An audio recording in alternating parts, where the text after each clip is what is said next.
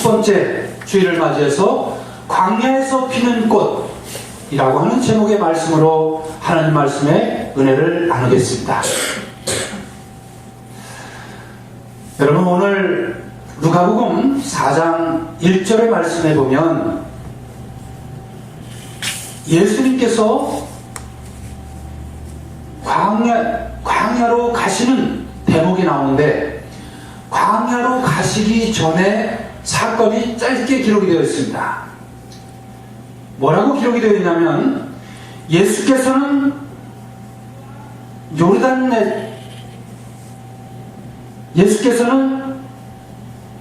요르단강에서 성령을 가득히 받고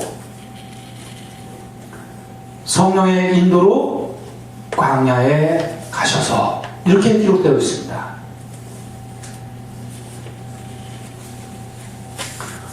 자, 그러니까 예수님이 광야에 가시기 전에 그 직전에 어디 계셨다는 얘기죠? 요르단에 계셨어요? 요르단 강.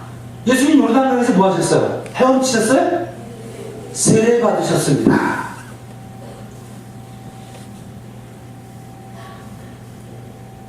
세례 받았는데 거기까지는 정말 아주 장면이 멋졌어요. 그렇죠?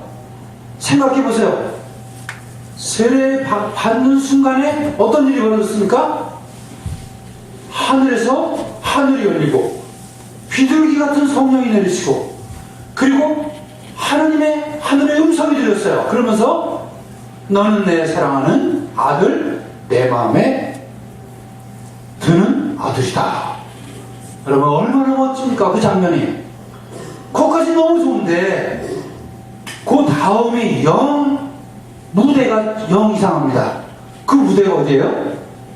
광야. 여러분, 말이 좋아서 광야지. 광야 가보셨습니까? 가보셨죠? 사막입니다. 사막. 물론 사하라 사막처럼 온통 온천지 동서남북을 봐도 모래만 있는 그런 사막은 아니고요. 저런 식으로 그림에서처럼 바위와 돌과, 하지만 물은 없고, 이런 사막입니다. 여러분, 앞에 무대와 뒤에 무대가 너무 상반돼요. 다시 말하면 세례와 광야의 차이가 너무 크다는 얘기입니다. 그런데 왜 하필이면 성령님께서 예수를 조금 아까까지는 아주 화려하고 아주 영광스럽고 멋진 무대를 만들어주시고, 그 다음 무대는 그렇게 형편없는 광야 사막으로 예수님을 내모르셨을까요? 궁금하지 않습니까? 여러분, 이것이 우리의 묵상 제목입니다. 저는 이런 생각을 했습니다. 세례받던 요르단강, 광야, 왜 하필이면 성령님께서 이렇게 이어서 그곳으로 인도하셨을까? 환경이 너무너무 다릅니다. 하지만 환경은 다르지만 성령께서는 똑같이 환경이 다름에도 불구하고 성령님께서 역사하신다는 사실입니다. 세례의 장소는 영광의 자리였지만 사막은 고난의 장소요, 외로움과 고독과 침묵의 장소이지만, 그렇게 환경이 다른 곳에서도 성령님은, 그리고 하나님은 함께 하신다는 사실입니다.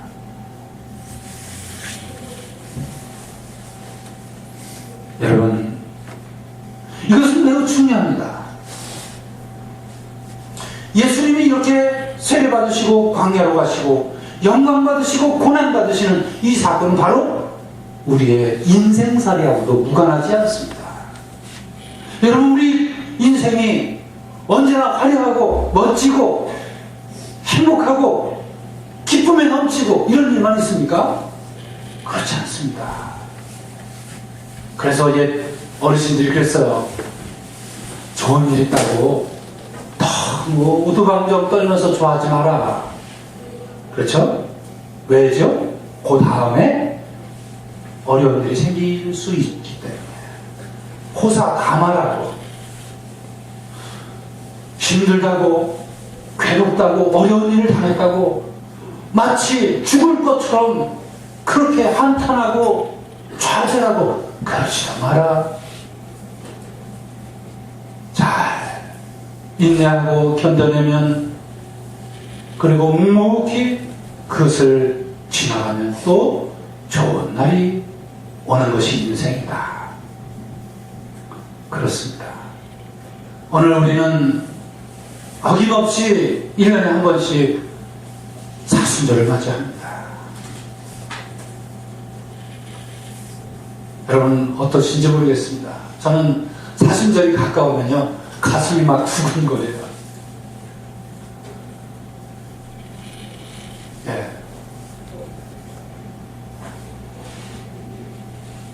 여러 가지 의미가 있습니다. 이 사순절은 하나님께서 어떻게 나를 이끄실까 이런 생각이 들기도 하고요.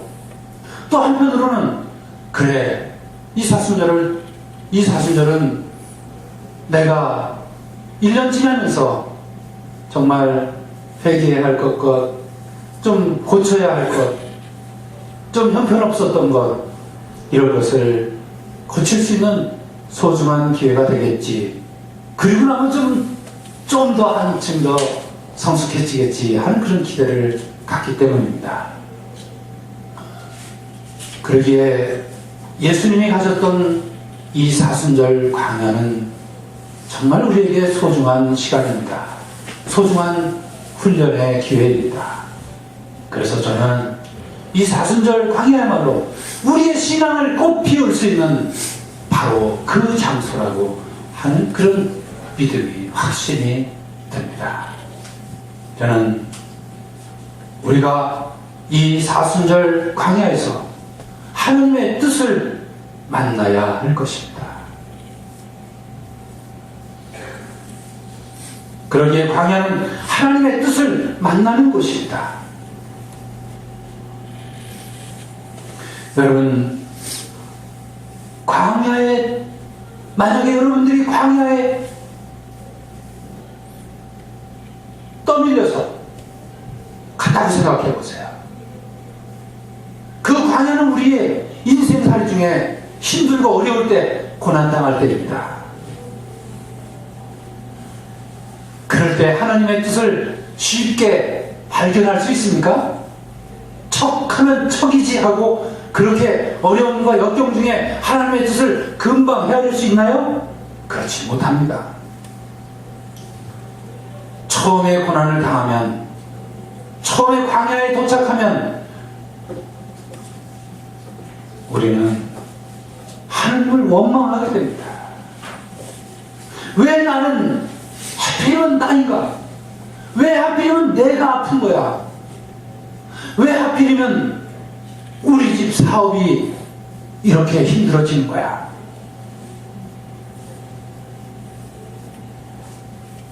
내가 나름대로 그래도 신앙생활도 하고 교회도 다니고 하는데 말이지. 하나님 불평합니다. 때로는 분노가 막 치밀어 오릅니다. 생각해보면 내가 하나님 앞에 잘했던 것만 생각나고, 그런데 왜 하나님은 그 응답을, 그 보답을 안 해주시는 걸까 하고 이렇게 불평하게 되면서 분노가 치밀어 오릅니다. 오늘 예수님 광야에서 40일 지나고 사탄이 나타나서 예수님을 유혹합니다. 이보시오, 예수. 자, 이거 뭐예요? 이 광야에 돌이 많은데 배고프지? 저 돌 바라봐. 빵처럼 생겼지? 그래, 저 돌을 빵으로 한번 만들어 보시라. 여러분, 바로 유혹입니다. 예수님은 이렇게 대답하십니다. 사람이 빵으로만 사는 것이 아니라 하나님의 입에서 나오는 말씀으로 살리라. 성서에 기록되어 있다. 그렇습니다. 오늘 로마서 10장 8절 말씀은 내 바로 곁에 있고 내 입에 있고 너의 마음에 있다 라고 말씀하십니다. 같이 한번 읽어볼까요? 시작. 말씀은 내 바로 곁에 있고 내 입에 있고 내 마음에 있다. 믿으십니까?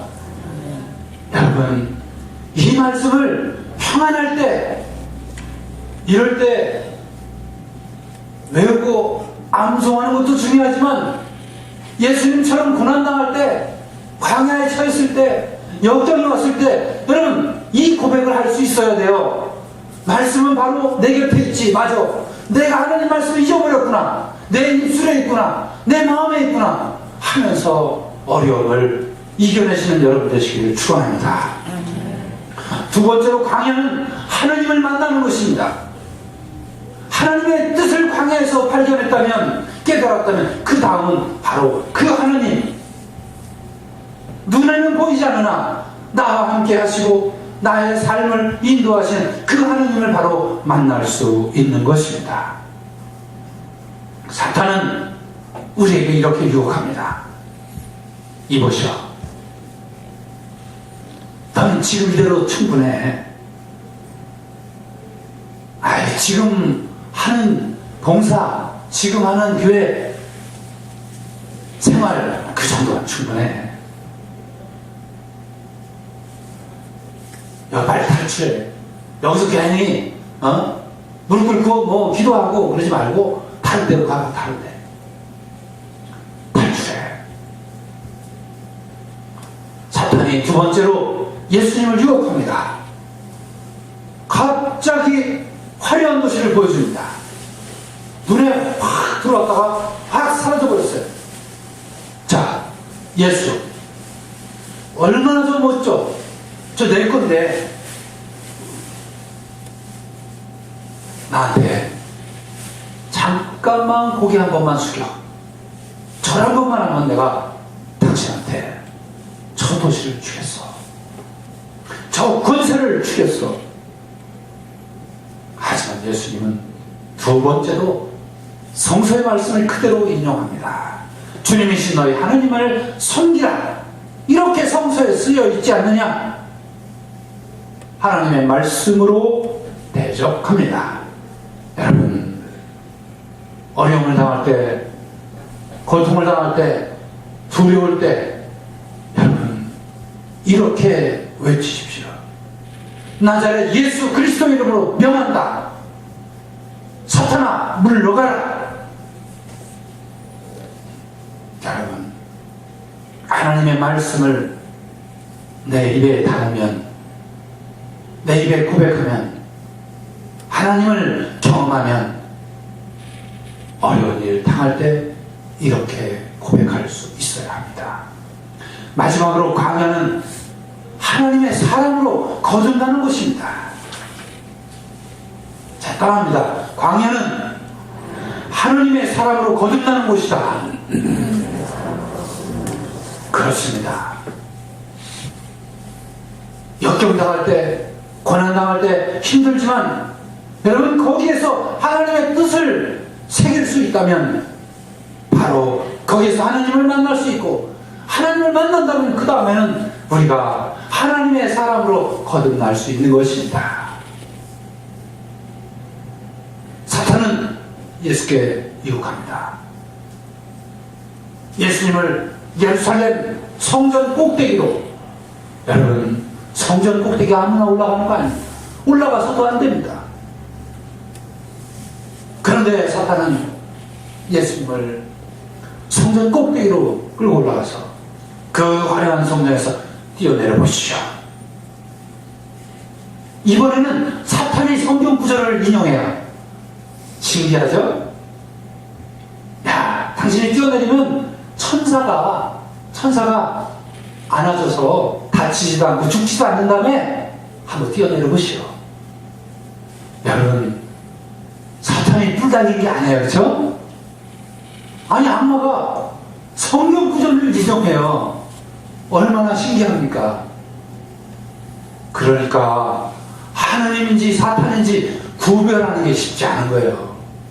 믿음 생활 현찮게 하면요, 사탄인지 하나님인지 구별 잘 못해요.